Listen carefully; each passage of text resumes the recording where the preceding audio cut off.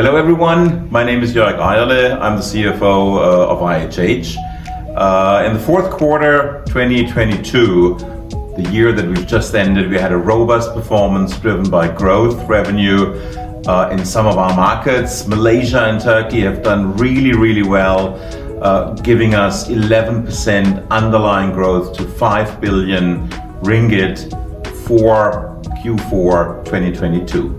For the whole year, we've reached 18 billion in revenues. That's an increase of 6% with coming out of the pandemic. The drop-off in lab and COVID-related services, as well as a return of local foreign patients, has turned out to be the correct balance in our business trajectory, bringing us into this strong growth profile. If you look at operating income, we've been able to compensate to some extent the softening in our COVID-related revenues. If you recall, the lab business has done really well during COVID, and some of these tests have now melted off. But we have a very strong growth in returning tourists, a strong healthcare and hospital growth, especially in our growth markets. You may have also noted we've impaired a large part of our China asset. We've promised that we are de-risking the operations in China, and we're determined to be on this improvement path. I've just come back from a trip to Shanghai, met with the team there, and we're pretty certain we can really take this opportunity to improve and de-risk our business. We've sold and closed the Gleneagles Hospital in Chengdu to Perennial Health, our joint venture partner. So that's the first proof point that we are executing on the strategy that we have laid out and that we have promised to you. Our double digits ROE strategy is intact. Going forward, we'll drive capital efficiency through our investment strategy, focusing a lot more on ROCE, high ROCE businesses, eliminating loss makers, improving the earnings of our underlying businesses. And last but not least, with inflation, and inflation is real, unfortunately, cost management does come into a higher focus, and it will need to be part of our discussions in the coming months and the coming quarters.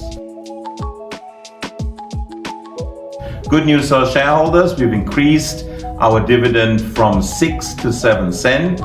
That's 46% dividend payout ratio, and if you recall, just 2 years ago, our dividend was 4 cents, so we've nearly doubled our dividend in the span of 2 years. We're on a very strong streak based on very strong underlying cash performance of the business, and we will, of course, stay strong around strengthening and improving the dividend yield for our shareholders.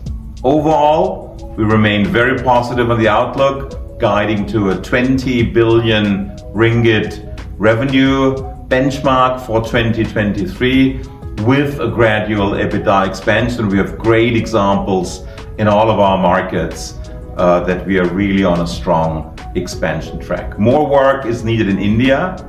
Aspirations need to be stronger to ignite growth and have an agenda to exceed 20% EBITDA margin. Also reviewing our hospital portfolio, and that includes, of course, Fortis and the aspirations we have for Fortis. The Singapore labor topics need to be mitigated. We need to find the way, how can we hire frontline colleagues, how can we hire more nurses in our organization. We want this to be mitigated by end of this year. We have a continued focus on Malaysia, with growth in Malaysia and investment in our real estate and in our hospitals. We have Acibadem as a continued growth engine. We've just closed a transaction in Izmir, a great new addition to our geographical footprint in Turkey. We're executing on the organic bed expansion in India with 1,500 new beds, 600 new beds in Malaysia over the next couple of quarters. And Gleneagles Hong Kong continues to ramp up with a plan to achieve EBIT break-even in early 2024. And some of us think maybe Q4 2023 is possible if we can continue on our increase in inpatient admits and the services we provide to the Hong Kong communities. Acıbadem continues a targeted footprint expansion in and out of Turkey, and we'll see a lot of good news in the European perimeter in the coming months.